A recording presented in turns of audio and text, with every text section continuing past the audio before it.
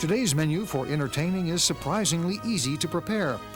Simple but elegant Gravlax starts off the meal, which also features duck with orange and mint and a sparkly pineapple and orange salsa.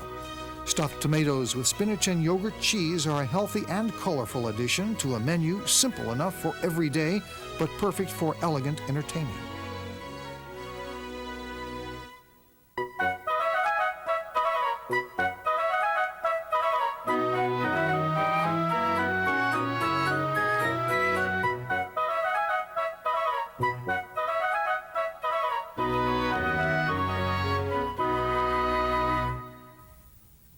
Hello, I'm Nathalie Dupree, and today we have a wonderful meal for you, some of my very favorite things. We're going to start with a pineapple and orange salsa. And salsa is a real fancy name now for all these fresh tasting side dishes that we have, that we add to our plate, kind of give our food a boost. And part of our great mission is to avoid the fats these days, so we use salsas to kind of compensate and flavor for some of the flavor that we used to get from a lot of fat. First thing that we're going to do is to drain a can of crushed pineapple and put the juice into a saucepan. And you know I'm a real lazy bones. What I did was I drained the pineapple first. I used that juice, put it in there, and then I just drained the mandarin oranges in the same drainer. So anyway, I've got that. And then I'm going to add some brown sugar, some orange juice, and arrowroot. Now, arrowroot is the root of the arrowroot plant, and it's a tropical thickener. If you didn't have arrowroot, you could use cornstarch, and if you didn't have cornstarch, you could use flour. Usually, I add my arrowroot to the cold liquid, which is called slaking it, and then add it in there. But you can do what you have to do. Use whatever thickener you've got. Because you just want to get this to the point where it's palatable. People use arrowroot because it has less distinctive flavor than flour, for instance. Now you heat it for 3 to 5 minutes, and it just begins to thicken. Then you add your crushed pineapple and your drained mandarin oranges and some sliced mint leaves. So let me show you this. Here's some mint leaves. I'm just taking them off here and giving them a little slice. And it would be even prettier. These got a little unhappy sitting under the lights, but it'd be even prettier if I left them more whole and actually kind of sliced them. Every mint leaf is different, obviously. So let's just do this. Here it is starting to thicken. I know you can't see it, but it really gave a drag right on the spoon as soon as I put it in. So let me go ahead and add these things. You just simmer them 5 to 6 minutes, remove them from the heat, and then you garnish it with whole mint leaves. And I have it all over here in my pretty side dish. Obviously, you can make this days ahead of time and put it in the refrigerator, or probably what I would do would be make this, start with my duck, and make that while my duck was cooking so that I maximize my time. And the next thing is duck with orange and mint. And this is one of those dishes that will go from summer to winter, and it's good hot or cold. So it's particularly nice in fall and spring when your weather's unpredictable.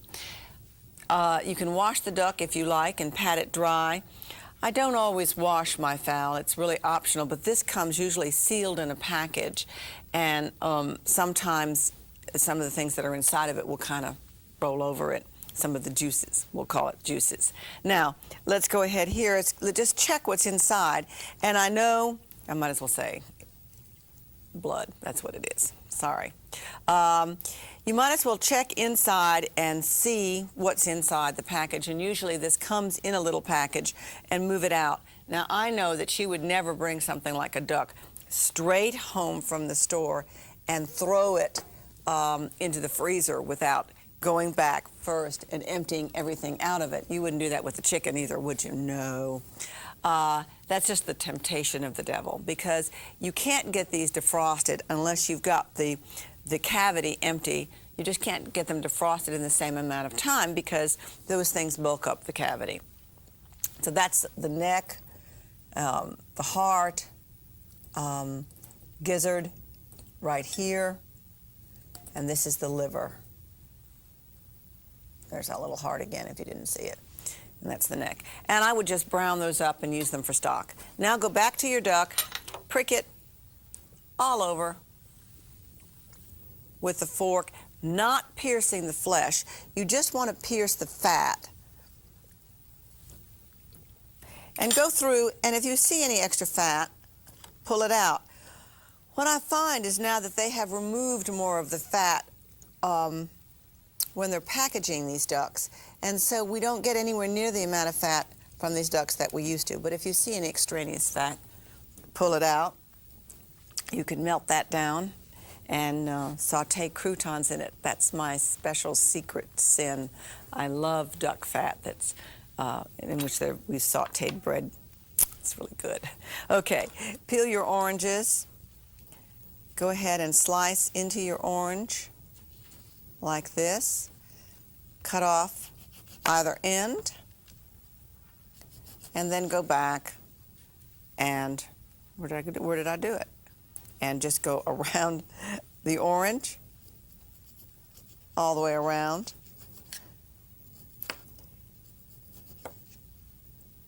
And then, rather than giving you wagon wheels, what we've done today is giving you wedges. So get all this off. The serrated knife is probably not as good for this as my nice little sharp knife. Let me just see how this is doing over here. I don't want this to burn. Let me turn it off. There we go. Okay. Did you hear it? It's talking to me. Now go ahead now. Be sure to get all of your white off, because that's bitter. And cut it into wedges. Here we go. And then rub the orange segments over the duck. So you're just trying to flavor this duck very nicely. And then put them and the mint sprigs in the cavity of the duck. It's really nice. And then here's some mint. Mint grows for me all year round. I hope it does for you too. And season it with salt and pepper. And that's one of those debatable things.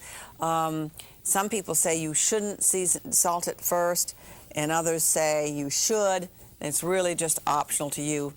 For you, I'm tending to think more and more now that it makes the skin crisper, but I haven't done a scientific survey. Now, we used to say trust something, but now we've simplified the phrasing and simplified the process. And I'm just going to tell you right now just to tie the little legs together.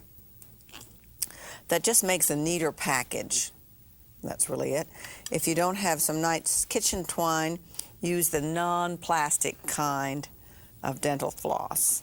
I know that you would never think to use the plastic kind. Okay, place the duck on a rack in a roasting pan. And you know, this roasting pan is not as solid. If you just did have a quantity of duck, don't use something quite that flimsy. If you can, get it into something like this, only obviously didn't fit. But try to get 2 of these then, because you want some structure. You don't want to take a chance at getting a bad burn when you remove it from the oven. So make it more stable if you can with 2 roasting pans. Put it in the oven and roast it for 450 degrees for 15 minutes. That just sears it and helps get your skin crisp. And then lower the temperature to 350 degrees. It cooks for about an hour to an hour and a half more. Then take it out of the oven and set it aside to cool. It should cool about 10 minutes, but really even more. And in fact, what I like doing is cooking my duck way ahead of time, maybe even several days ahead of time, and then reheating it. I don't live a last-minute life anymore, and it's very frustrating to me to have to wait.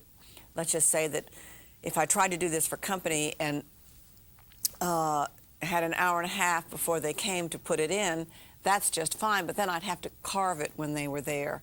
I do like the fact that you can just throw this in the oven and leave it once you've turned the temperature down. So you've got that 10 minutes where you're making your salsa, you turn the temperature down and you just leave it and then come back to it when you need it. But look, if you're serving people in your home, duck is hard for people, and people are afraid of it because they don't know how to eat it.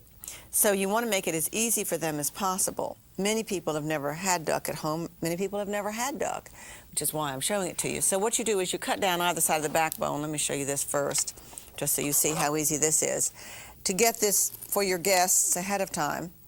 And I get mine all prepared, and then I run mine in the broiler. Now, the only hard part of this is right here, and that's this part of the leg. So just cut right on up very forcefully. I'm running out of time. So you'll do that, and then you cut the breast the same way. Then go back, get under here, and pull the breastbone out, just like this.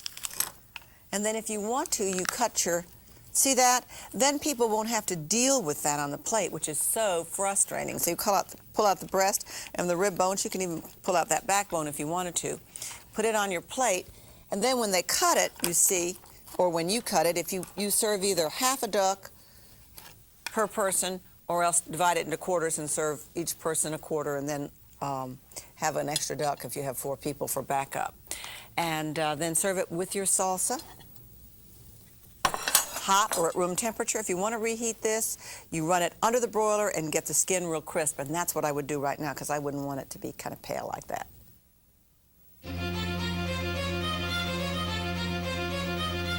Nathalie will be right back after this information. Hello, I'm at the South Harbor in Helsinki, and a lot is going on. There's some construction, there's boats, and then a fabulous, fabulous market with an incredible array of fresh fruits, particularly the beautiful, beautiful berries for which Finland is known, and the lovely fish, the herring and the salmon. And now we're going to show you how to grave some lox. When you grave lox, or that is, put up salmon for the next day, as often as these gentlemen do, it's very easy. Here he's just filleting the fish, cutting it in half, and removing the head, which could be, of course, used to make a stock or a soup, and the bones. And he's simply boning it by keeping his knife flat on the bone and tearing right across the top. Now, he's not skinning the fish, because he says, really, it's nicer the next day if you have the skin to kind of work against when you slice it. And you see he's slicing off all of the small fins, just tidying up the meat with that nice sharp knife. Now, this fish was caught last night just outside of Helsinki, and so it's very fresh. It's a beautiful, beautiful salmon there. And you can see how he just slides the knife right against the bones. No trouble, just cuts it like it was butter. It only takes about 24 hours to grave the lox. And so we'll just take this, mix a little salt and sugar and dill together in a mixture, and then wrap it up. Here's some nice brown paper, but at home you might want to use some plastic wrap, or parchment paper would do. He's salted the paper, and then he has a mixture already prepared with the sugar. He's just doing it right there. It's very lightly sugared, as you can see, and lightly salted with the rock salt.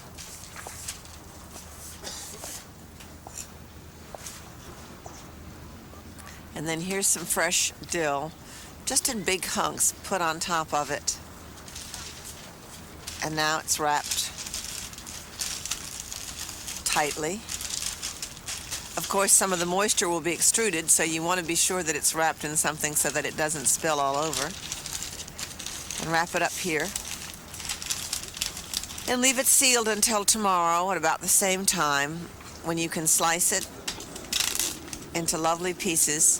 You always keep your Gravlax well refrigerated, and after a day or so you brush off the salt, because much more than that and you would soften the fish too much, and it wouldn't be as good. They really think it's the best 24 hours later.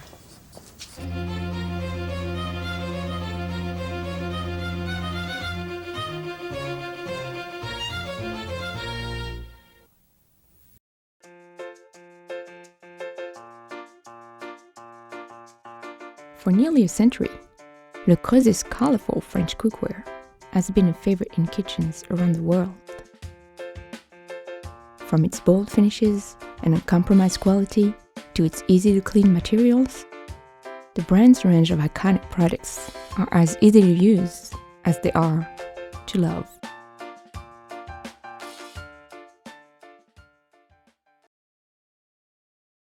Gravlax is a Scandinavian specialty, and this is my interpretation. When I was in Helsinki, I was just knocked out by how many different ways that they or how many different fish that they graved. I mean, they did the trout, they did the salmon, and it was such a simple procedure. I have it in one of my books with the southwestern spices on it, and actually I think I have it in 2 of my books, because I just enjoy it so much. But it certainly is easy, and it made it even easier for me. I think in the back of my mind I was always, I don't know, just kind of a little anxious about it. But when I saw how casual they were there and how many things they graved, I just got over it, got over the concern about it. It's a great first course for a dinner party. It's great on crackers or toast. It's great with sour cream and capers for a stand-up party. I mean, it's just a nice little hit. I've even sliced it and put it in salad at the last minute. So it's a nice thing to have on hand. The first thing that you want to do is to line a roasting pan with plastic wrap. And I've just used this big one. And I'm assuming you're going to have a bigger fish. I mean, I gave the specific size of the fish so that you'd have a bigger fish, but we cut ours in pieces, so we're sewing sections of it. But you need a fish big enough to do it in. This is just a little puny piece there. Okay, the wrap should hang over the sides enough to enclose the salmon completely, and we're going to fold this up over it. Now, go ahead and sprinkle some salt, sugar, and black peppercorns, and I really don't have an objection to your grating peppercorns, but I think you may want to just see them pounded. And so let me just do it over here for you. Just crush them there. 10 in one blow. Strong woman there. Go ahead and get this in here. And that's all personal preference for you too, because other spices work as well. Then lay a salmon fillet, but you could use trout, on top of the mixture, skin side up. You can remove the skin, but I find that it gives the salmon some support and makes it easier to slice later. And then cover the fish with some large sprigs of dill. And once again, you can change your herb too. Dill is just real traditional, and I think it's because it has a nice long growing season there. Then fold in the sides of the plastic wrap, and it just will enclose it completely. And then cover it, you know, you're going to cover it kind of loosely with, put this pan on top and refrigerate it for 2 days. Now turn the salmon every 12 hours, and it's going to have some juices in there, so you unwrap it and you baste it with those juices. And then you pull it out when you're finally done, and you discard. I should have just covered it kind of lightly on the underneath it. I pretend I covered it. And you're going to throw away your dill and drain the fish. And you see what's happened. And you can even brush this off if you'd like. What's happened is that here are the juices. I'm sure that's hard to see. I'm just going to pour them into here so you can get a sense of what I was talking about when I said to baste it with those juices. The juices obviously are the salt. It's like a salt solution, and that's why you want to baste it with it. It helps for the preservation of it. Now, you drain it, and then you can re-wrap it until you're ready to serve. You don't want to keep it in that salt too long, because the salt is extruding all the moisture of it, and you don't want to have it be too salty. It'll keep several days in the refrigerator once you've rewrapped it, but a lot of people tend to think that things like this are cured indefinitely, and they're not. Just like smoking, you just can't just leave it indefinitely. Now, slice it thinly to serve it. Let me just see. Get a good sharp knife. First part of it might be a little tough, but then you just go back, slice it on the diagonal. It's a little easier. Get a nice knife like this. See how thin you can slice it. Takes a little bit of practice. It is so good. Now, in this big pan, you could have a whole salmon side this way, but you'd have to increase your amount of seasonings. And there it is. It's very pretty. And let me show you the very pretty salmon that's here. Isn't it lovely? Tuck it under there. It's so good. Now, stuffed tomatoes with spinach and yogurt cheese. And this will serve 4 people very easily, very nicely. And you can make the tomatoes ahead of time, or you can make the filling ahead of time and then just heat them up before serving. Just do as you wish. First thing that you want to do is chop your green onions. Cut off the ends here. Make sure that's nice and clean. An easy way to chop it is to cut it in half, which I didn't do. Put the flat side down away from you. Might be better if I gave myself some room. And cut into the onion like this, and then down. I usually leave the root on to hold it together, and I just did it the opposite way. And now you know why I leave the root on. I'll show you this right here where the root is on. It's a little easier. Cut it in half like this, and then down. And it's easy. Now, peel and chop your garlic. Just give it a swack, and let's chop it. And sometimes you can almost mash it all together and then not have to chop it at all. Go in and chop it. Cut off that little bad spot. Who wants that? And chop it. Okay. Now, chop your fresh herbs, basil, oregano, and thyme, whatever you have. Something just to make it taste good. And if you only have dried ones, then chop some parsley with your dried ones and add that. Thaw some frozen spinach. Drain it to get rid of the moisture, and then cut the flower end off of all your tomatoes, leaving the stem intact. It's a choice whether or not you want to cut off this end or the other end, but this seems to sit a little easier, so that's why I leave it on. Set aside the cap and hollow out the tomato. I'll just show you this. This is where the flower end. Do this. You hollow out your tomato and discard the pulp. Lots of times I'll squeeze that spinach with my hand, but putting it between 2 plates seems to be a good way. And you know, frozen spinach is already cooked. Obviously, you could use fresh spinach and cook it if you wanted to. All right, do that. Put it on a plate. Leave it drain. And meanwhile, heat your butter. Cook your onions and garlic until they're soft and saute them. And then add flour, some Parmigiano Reggiano, preferably to make it taste good, breadcrumbs, and the chopped herbs. And do this here. My mother was always a good duck cooker. I remember that from when I was a child. And I remember her serving duck a lot as a child, and I enjoy it. It's not just fancy food, but it does do that. Now you add your drained spinach, and then some yogurt cheese, which is yogurt that I have put in a strainer or a cheesecloth and drained. Do that here, and I'm just doing that in place of whipping cream. I figured we had a fair amount of fat in this with the duck, and that the yogurt would would sort of a cooling part to it. Then take your mixture and add a little cayenne pepper if you want to, and a little nutmeg. I'm going to show you this nutmeg very quickly. I'm going to fill this, and I want to come back and spend the rest of the time talking to you about nutmeg. Put this inside here, into your mixture, into your tomatoes, and then top it with additional Parmesan cheese, just like that. You can put your little lid back on if you want to. Put it in an oven-proof serving dish and bake it 350 degrees until it's heated through about 10 minutes. And then put the little hat on top of it. That hat can't bake the whole time because it's smaller and it gets softer, but about 5 minutes more. Now, I wanted just to show you this nutmeg that came from Jamaica, where I got married. Very kind, anything Jamaican. And you could use whole onions rather than the tomatoes for this. But this is nutmeg. This is the outer casing of the nutmeg, and I just smashed this. I got overzealous with that pot just before you came on the air, but there's the nutmeg. If you want to see what's inside, there it is. And this is mace, which goes on the outside of the outer casing over the nutmeg. And then just freshly grate your nutmeg. Freshly grated nutmeg makes an enormous difference. Nathalie's menu for entertaining is surprisingly easy to prepare.